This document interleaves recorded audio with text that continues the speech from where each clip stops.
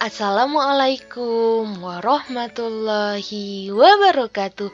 Halo Ananda Ustazah yang soleh dan soleha.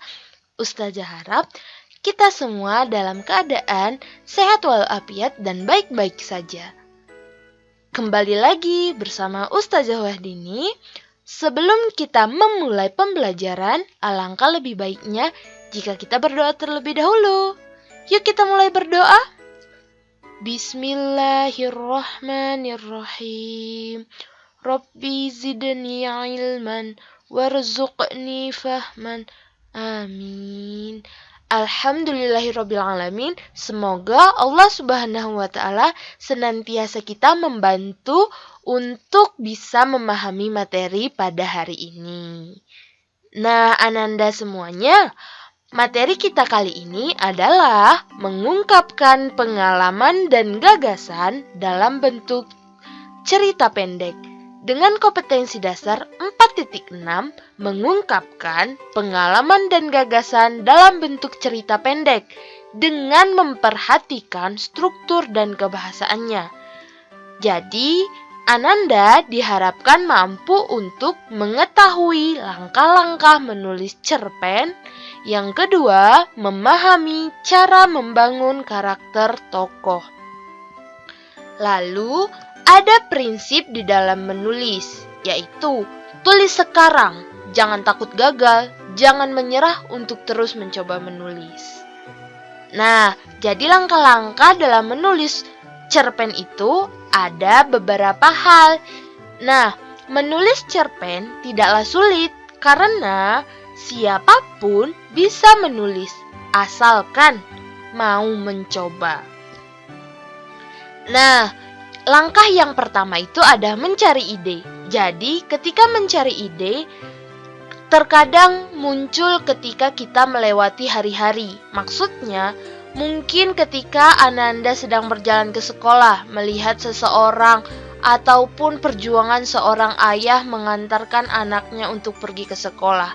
Nah, kita bisa mengambil ide perjuangan seorang ayah tadi dan kita tuangkan ke dalam tulisan. Inilah yang dikatakan bahwa mengamati hal-hal kecil yang bisa kita jadikan sebuah ide. Yang kedua, percaya dengan bahasa ataupun gaya bahasa sendiri. Kenapa? Karena setiap penulis itu memiliki gaya bahasanya masing-masing.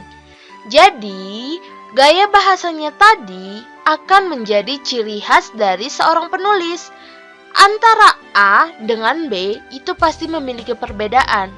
Jadi dari situlah orang ataupun pembaca akan mengenali, oh ini tulisannya A, oh ini tulisan yang B. Jadi percaya dirilah, beranilah dan tulislah semua ide yang kamu punya. Nah, yang ketiga, mengawali cerita. Jadi, ketika kita menulis sebuah cerita, paragraf pertama itulah yang menjadi poin penting dari cerpen kita. Kenapa? Karena ketika pembaca membaca tulisan kita, mereka akan memikirkan ataupun tertarik dengan tulisan ini. Wah, tulisan ini terlalu bosan. Nah, disinilah daya pemancingnya ada pada paragraf pertama. Jadi, buatlah paragraf pembuka yang menarik untuk cerpenmu, sehingga menarik pembaca untuk menikmati hasil karyamu. Yang keempat, ada memadukan peristiwa-peristiwa kunci. Maksudnya, ketika kita menulis cerpen, tulis saja dulu apa yang mau ditulis, kalimat demi kalimat hingga terjadi paragraf.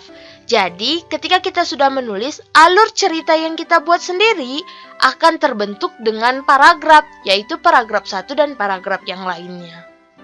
Nah, yang kelima, menentukan ending ataupun penutup.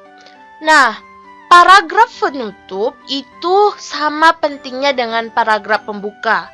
Namun, paragraf penutup ini bertujuan memancing pembaca untuk merenung. Jadi, ketika kita mengakhiri sebuah cerpen, kalau bisa, buatlah sesuatu yang mengejutkan di akhir cerpen. Kenapa? Karena orang akan merasa, wah, tersentuh sekali dengan isi cerpennya. Aku harus begini. Wah, aku nggak nyangka. Kenapa ya bisa akhir cerpennya seperti ini? Jadi penasaran. Nah, itulah yang menjadi ketertarikan pembaca untuk terus membaca hasil karya-karyamu. Nah, yang keenam itu mengendapkan cerpen. Apa maksudnya?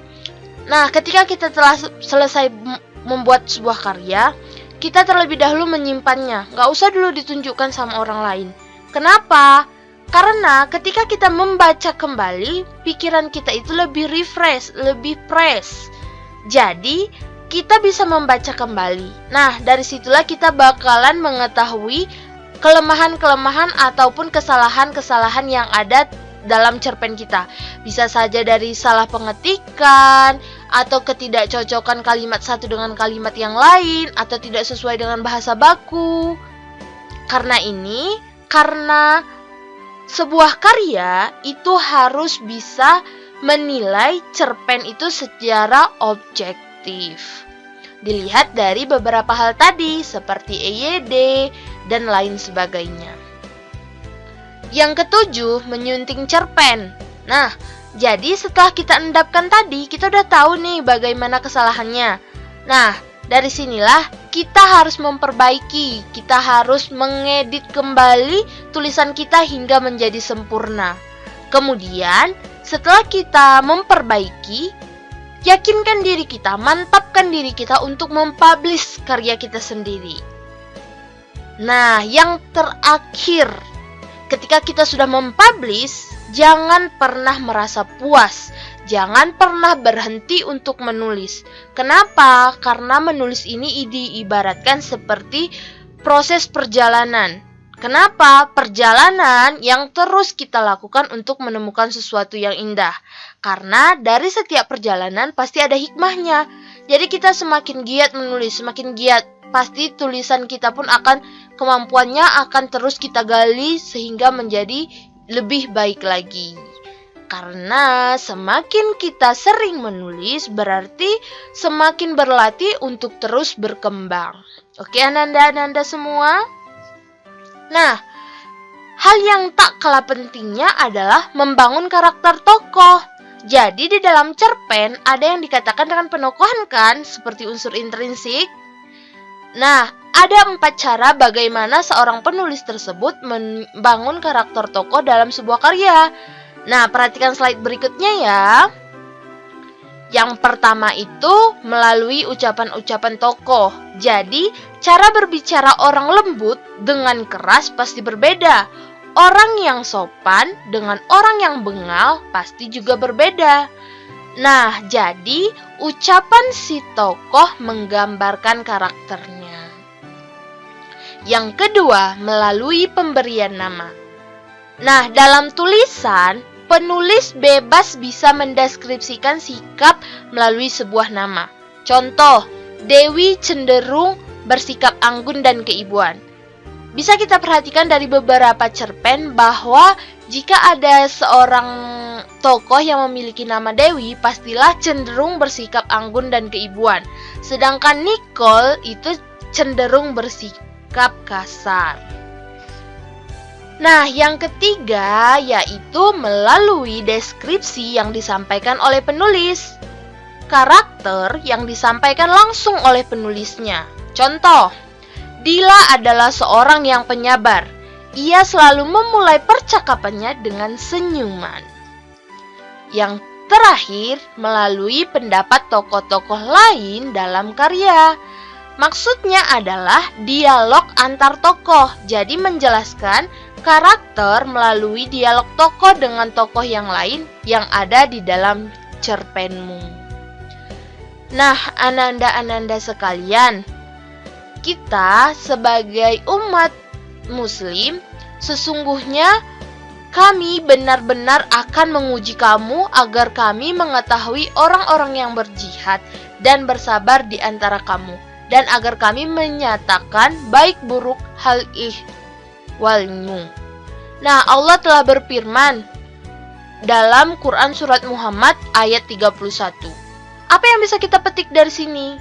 Seperti kita menulis, yang pastinya ada baik buruknya, yang pastinya ada kelebihan dan kekurangannya, Kita tidak boleh sombong, kita tidak boleh berkecil hati, terlalu iri dengan orang lain. Karena Allah juga sudah memerintahkan kita kalau kita itu harus berusaha, harus semangat, harus yakin bahwa jika kita berlatih, tulisan kita pun insya Allah akan semakin baik.